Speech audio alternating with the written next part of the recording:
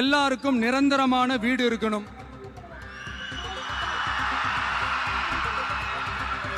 ஒவ்வொரு வீட்டுக்கும் ஒரு மோட்டார் சைக்கிள் வாகனம் உறுதியா இருக்கணும்.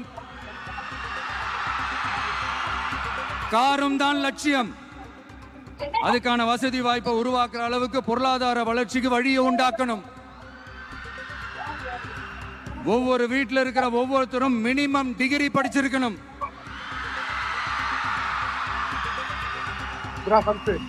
ஒவ்வொரு வீட்லயும் குறைந்தபட்சம் ஒருத்தருக்கு நிரந்தர வருமானம் கிடைக்கணும்.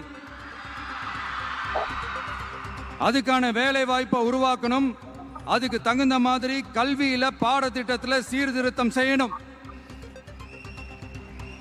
கவர்மெண்ட் ஹாஸ்பிட்டல்ஸுக்கு மக்கள் எல்லாரும் பயம் இல்லாம நம்பி போற மாதிரி மாத்தணும். பருவமழை காலத்துல ஏற்படுற வெள்ளத்தால ஊரும் சரி மக்களும் சரி விவசாயமும் சரி பாதிக்கப்படாம இருக்கணும். அதுக்கு 4000 கோடி திட்டம்னு ஒரு உருட்டுனாங்களே, அந்த மாதிரி எல்லாம் எதுவும் இல்லாம உண்மையான ஒரு பாதுகாப்பு திட்டத்தை உருவாக்கணும்.